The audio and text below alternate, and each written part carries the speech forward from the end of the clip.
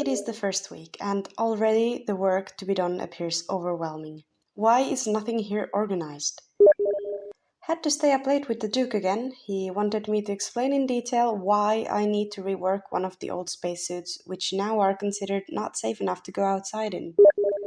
Valentine keeps hanging around when I try to contact the tennis corp in Aranon, so no one knows the truth. Also, the offices won't answer me. We took a ride all the way across town to see Keaton Estate from the outside. Then we sat for nearly an hour as the Duke tried to decide whether to go in or not. He didn't. What a waste of time. But at least his ground ship is comfortable. The science wing is finally ready for me to move in. This will make my exploration significantly easier. It's finally sinking in somewhat, Seb's death. It isn't the AC, however. I miss home, but I am needed here.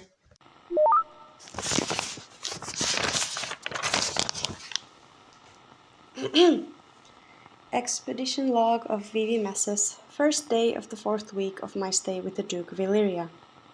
Kieran has become a seemingly permanent fixture at the Duke's household. I do not think anyone believes that I intend to leave sometime soon, or that I even have somewhere I wish to go. Well, the business has kept my mind focused at least, and I do believe that I am making some strides forward. Today, me and the Duke went off to one of the old abandoned farms at the edge of town. Apparently, its residents had managed to save up enough money to move to Aranon, and no one had been able to take over the farm. And so, unchecked, the rot quickly became the owner of the farm. Upon realizing its potential danger, other locals informed the Duke, and half a year ago, he, with a team of his own staff and other farmers, managed to close off the farm, so the rot would stop its spread. Or at least that is what they believed. 2 days ago, the Duke received, while I was in his presence, correspondence from farmers who are located not too far from the abandoned farm. Apparently their sheep had begun dying uncontrollably, and once the farmers found clear signs of the rot within the sheep's food source, their suspicions were confirmed. And well, this leads to our excursion today. I have to note that while frivolous and rather theatric, the Duke has been taking my investigation seriously, and does appear to have an interest in saving his moon. Also, I believe he has come to trust me more now. He insists on me calling him Orson rather than his title. I find this both difficult and relieving. Monikers aside, we arrived on the abandoned farm early this morning. It was only the two of us, as the driver preferred to wait in the ship. I suppose this is fair enough. No one apart from me in the Duke's household is trained in the sciences of the earth. He does employ one rather old doctor, though he and I have already disagreed on several occasions. It would do good for everyone here to experience more of the world, I think. Such a small moon is causing far too narrow an experience of our galaxy, and I am getting distracted again. The farm. Yes, we arrived in the morning and carefully broke open the barred gates. It was difficult for us to close them back up, but we did our best. Although truly, I do not think the gates matter much. Not after what we learned. While the air in general in Illyria has a green tint, nothing could have prepared us for what it was like in the farm. To better explain, the entire farm had been walled up, and one metal gate was its only opening. And after the initial outside areas, a dome rises to the height of around 3 people stacked atop one another. It is all made of a white metal, although on the inside the walls had become stained with green. In the air hangs a thick mist, with green particles floating around. It felt heavy walking through, as though the gravity had also changed. The ground beneath our boots felt sludgy, and we could not stay in one spot for too long, or we began to feel ourselves getting stuck. Despite the suits we wore, both me and Orson could feel the chill in the air, which was also very humid. Rivulets of liquid ran down the walls of the dome, creating new patterns on the originally clean metal. The farm buildings had also deteriorated, with several roofs caving in and walls crumbling. Most fences had become overrun by vines, and we could not find a single plant untouched by the rot. I have taken several samples to examine, but have yet to decide how to go about it. It is very important that I am careful, otherwise I might spread the rot inside the Duke's home. The farm was ranged in a circular shape, and at its center was the main building, which had avoided the state that the other buildings had been reduced to. It took both mine and Orson's forces to wrench the main door open. Inside we found... well, I was told that the farm had been abandoned for only 5 years. It looked as though it had been uninhabited for closer to 30 years at least. We had to be careful as we stepped around jutting floorboards and holes whose ends we could not see. The air was so heavy with dust and that strange green mist that our light only showed some feet in front of us. As a safety measure, Orson kept hold of my arm. Or that is why he insisted on keeping hold of me. I led the way through the farmhouse, and we found the kitchen and living rooms. Well, what was left of them. Getting upstairs was difficult, as the staircase was hardly left standing, but after some climbing and a few near-death drops, we both got to the upper level. It had managed to survive the decay slightly better, and we found the farmer's former office. They had kept meticulous records of all their work on the former, and while many had become far too damaged to read, some were still salvageable. I have them here now, and am determined to carefully examine all of them for potentially important information. Some of the older logs are handwritten and will be the most difficult to decipher due to the damage as well as the difficult handwriting of whoever made them. Some are recorded logs, however, which I intend to transcribe for my research, but also as a potentially valuable future record of the moon of Illyria.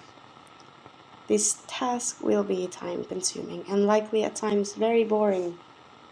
There is only so much one can handle about the growing height of some plants and the position of the nearest sun and all that. Regardless, I am determined to do this all. At least my mind will be so occupied that it will hopefully stop wandering, as it is trying to do now. Where was I? Yes, the office. After taking all the records, we moved on and found the farmer's old bedrooms. Nothing really of interest could be found there, only the abandoned beds, several of which had collapsed, some wardrobes which contained clothes far too rotten to ever wear, as well as other household objects. Everything appeared to match what we already knew about the farmers. They had been a family of 6. 2 children, 2 older teens, and their mother and father. Everyone had to work the farm for it to flourish, and they had been able to garner quite a lot of wealth due to savings as well as producing rare berries in excellent quality. Then, once they had enough money to leave the moon, they did so as quickly as possible. I managed to get through to the family's patriarch, whose message was brief. We've made a new and better life for ourselves on Arnon. None of us have any interest in returning to Illyria. It is not a passable home for anyone. I did not read all of this to the Duke, and simplified the message for his sake. After seeing the bedrooms, there really wasn't anything left in the house for us to be interested in, so we made our way back outside. By this point, our suits had become rather difficult to see in. The dust in the air stuck to the screens in front of our faces, and wiping it simply tinted the world an even darker shade of green. While Orson wanted to return to the ship, I insisted we take a look at the berry fields behind the farmhouse.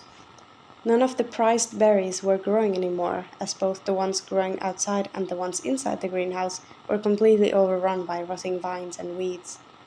Indeed, the greenhouse had also been broken through, and likely hadn't been able to keep out the rot for ages now. Inside the greenhouse, I spotted the largest vine, one which had burst through the back wall. It had then begun burying itself into the ground of the greenhouse. With Orson's help, I dug as much as I could into the ground and found that the vine would not end, and the earth around it was... tainted is the word I would use, I suppose. It was as though small tendrils were spreading from the root, the rotten vine.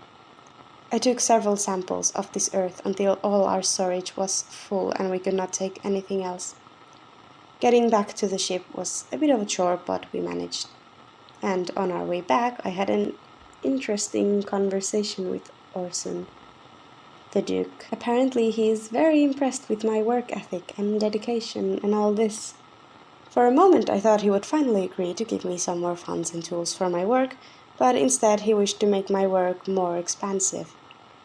It is his wish that I go visit the Countess Lillian in an effort to put forward his suit once more.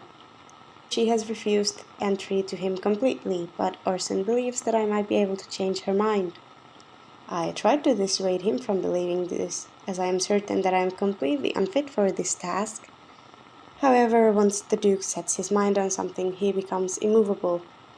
He promised that if Lillian were to become his betrothed, he would have access to her greenhouses, which do house some very important and healing plants.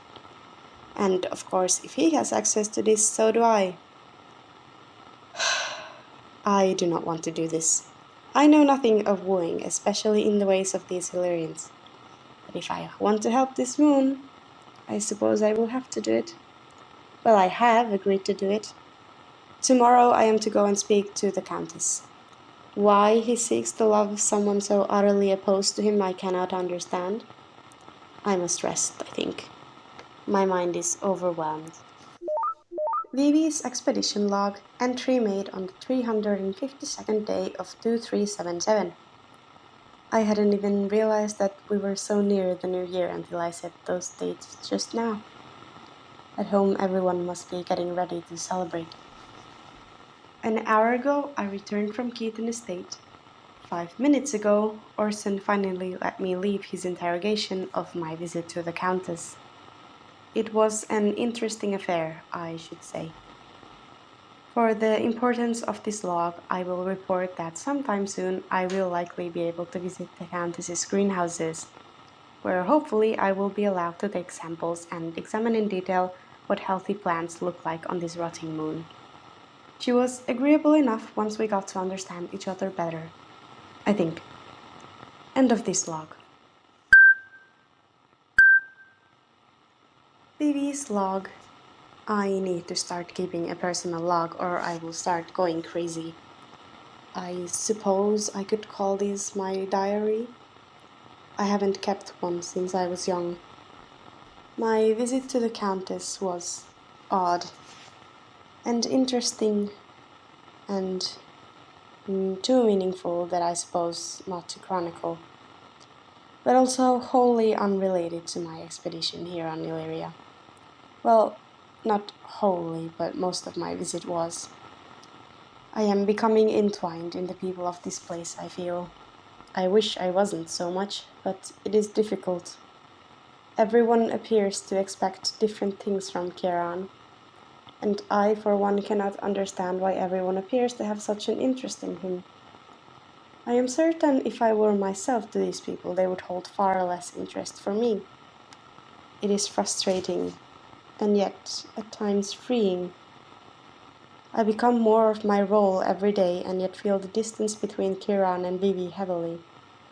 It has become very easy to become him when I am with other people. Changing my voice happens so naturally I barely even have to think about it now, and I do not question anyone who calls me by Kieran's name. In some of my dreams, I am still him.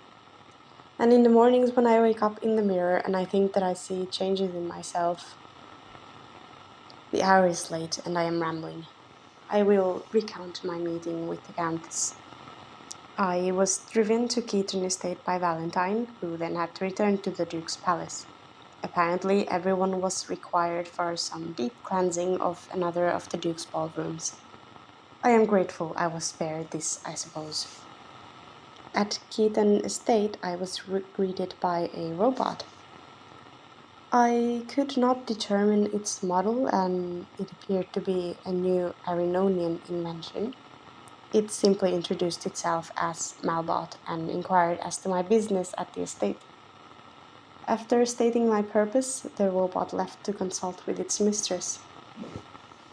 The walls of the estate rise high, and I could just about make out the clear ceiling that covered everything on the estate. It reminds me of a snow globe. Everything see-through, and yet the inside is so completely different to the outside. Normal plants appeared to grow in the gardens, and if I pressed my face on the walls, I could see a distinct lack of green mist in the air. In fact, it looked nearly normal, or what I had previously thought of as normal. After such a long time here, my perspective is beginning to change. My mind now expects vines and rot everywhere, and green to be the neutral state of being. I had to wait some time until Malbot returned, accompanied by two men. After giving me curious looks and some bickering, which I did not care about enough to remember, I was led inside. Malbot kindly took my suit, and after such a long time of exclusively having to wear one when outside, it was jarring not to have one on. Well, sort of on the outside, as I was still inside the snow globe of Keaton Estate. I suppose my shock was visible to the two men, who made some fun of me for it. They were of a similar age, perhaps around 10 years older than myself. Sir Tobias told me that he is the Countess's uncle and had recently arrived in Illyria to spend more time with his niece after her brother's passing. His friend Sir Andreas apparently accompanied him out of an interest in the moon. After talking to the Countess, I have learned his true mission here. He is another man courting the Countess's hand, or her fortune rather. Although the Countess's privileged position is obviously very enviable, I do feel bad for her in this regard. I do not think anyone here has any of her true feelings in mind, except perhaps her attendant. There's a girl called Greta Marie who was the one taking me to the Countess. Despite her lower social ranking, she talked back rather harshly to the two sirs, which impressed me. I do not think we share a large difference in age, though it is hard to say. Something about her is timeless and also slightly off, I think. I do not know. Perhaps my tired mind is simply making things up. Regardless, she was very kind and helpful and warned me about the Countess's quickly changing moods. But she insisted that in truth she is also very human and feeling and has kindness in her heart. I think those were the girl's exact words, more or less. If it hadn't been for Valentine's presents on my way back to the palace, I would have been able to record all of this right away when my memory was fresh. Well, I was taken to the Countess, who was outside in her gardens. One of her many gardens, I should say. They are a sprawling maze surrounding the main building of the estate, some with greenhouses, others growing wild, and some cut to be perfectly shaped. I could have spent hours simply walking around in them, taking it all in, and then several other hours actually noting down all the interesting vegetation to be found there. Perhaps another day I will have the chance to do this. The Countess had situated herself by a fountain which depicted swans about to fly away. Around it were various flower bushes, creating a rainbow of color which stood starkly against her own attire. From head to toe she was covered in black, including a mourning veil which obscured her face from me. I found her rather unnerving, especially given how still she was. Since she could see my face, I asked whether she would show me hers. It took me some convincing, but she removed her veil. She was sympathetic to hear of my brother's passing, which affected me. She is the first person I have told of this since my arrival here. It was easy to find the connection between us through this, as though I could feel my own grief also bubbling beneath her surface.